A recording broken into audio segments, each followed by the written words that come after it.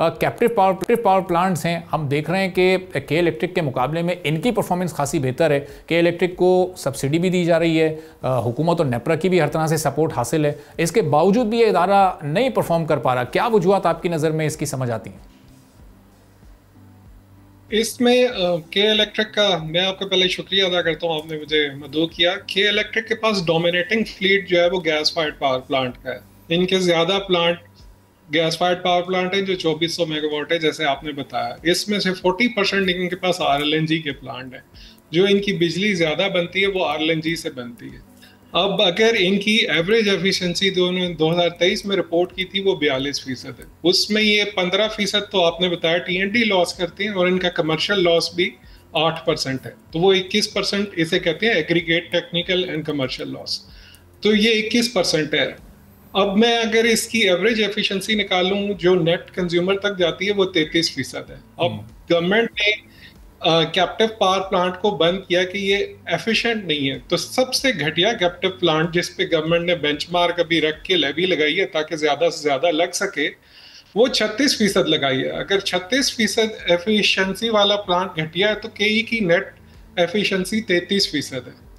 तो आप खुद ही देख लें कि इनकी नेट एफिशिएंसी कंज्यूमर तक 33% है। और जो कैप्टिव का कंज्यूमर है इसका गैस टैरिफ फरवरी के लिए 4,391 रुपए था।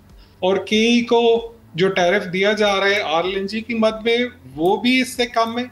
वो अभी अगर ये उठाते तो $9.6 पर MMBTU इन्हें पड़ता, $67 पे। और जो डोमेस्टिक गैस है वो 1025 है। अभी ओगरा का टैरिफ आया उसमें 1225 कर दिए। लेकिन हम आरएलएनजी की बात करें तो इन्हें आरएलएनजी में $9.6 पे मिल जाती। इन्होंने आखिरी कार्गो जो ENI से उठाया वो $10.4 की इनको पड़ रही थी। उस वक्त $9 की डिलीवर्ड एक्सचिप या LNG की खरीद थी। फिर आरएलएनजी से बना के इनको $10.4 की जनवरी में पड़ी थी।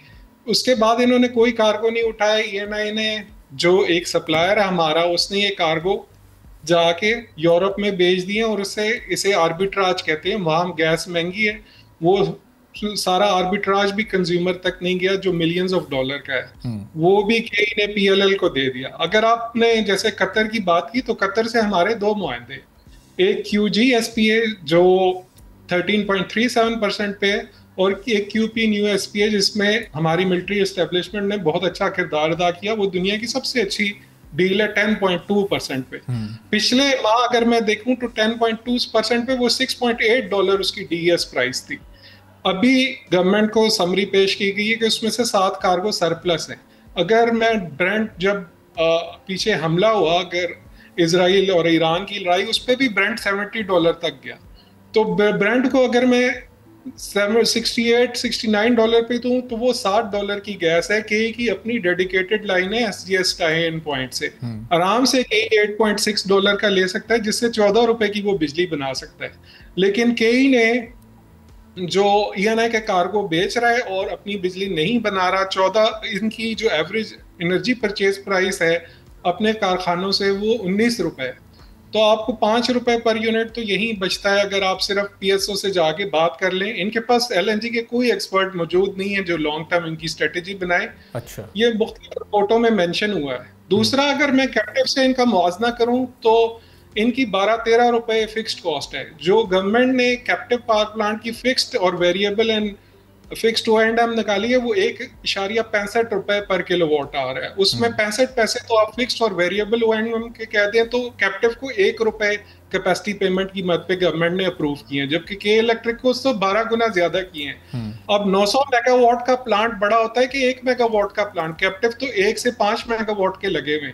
तो इकोनॉमीज ऑफ स्केल भी इनके पास है, कैपेसिटी पेमेंट इनकी 12 गुना ज्यादा है। और फिर एनर्जी परचेज प्राइस में इनको $9.6 पर MMBTU गैस मिल रही है। कैप्टिव का इस वक्त जो टैरिफ है $15.3 पर MMBTU है। ₹3500 तो स्ट्रेट। और ये सिंध की गैस का है, ये आरएलएनजी का नहीं है। सिंध में जितने भी कैप्टिव पावर प्लांट हैं वो ब्लेंडेड टैरिफ पे चलते हैं, लेकिन उसमें ज्यादा जो हिस्सा होता है वो सिंध की अपनी गैस का होता है जो ₹1000 MMBTU है, $4 से कम की है। उसको सिंध की इंडस्ट्री को ₹3500 गवर्नमेंट, ₹2500 महंगी बेचती है। फिर ऊपर ग्रिड ट्रांजिशन लेवी ₹791 इन्होंने लगाई है। तो टोटल जो 3300 रुपए ज्यादा लेती है सिंध की हर इंडस्ट्री से, जो 1000 या 1200 की गैस है। अगर हम ओगरा टैरिफ भी लें तो वो 1700 रुपए बनती है। इसमें मैं सिर्फ एक बात आपको बताता चलूं कि अगर आरएलएनजी की प्राइस, इनको जो $9.6 का ये कार्गो नहीं उठा रहे, ये कैप्टिव इंडस्ट्री को जो $15 की आप दे रहे हैं, तो $6 का डिफरेंशियल आता है। एक छोटा सा कैप्टिव 1 MMCFD जो नॉर्मल इंडस्ट्री है उठाती, 1 MMCFD का मतलब उसमें 1000 MMBtu होती है। $6000 पर डे कंपनी बचत कर सकती है अगर इनकी आरएलएनजी। सब्सक्राइब करें और बेल दबाएं ताकि कोई खबर रह न जाए।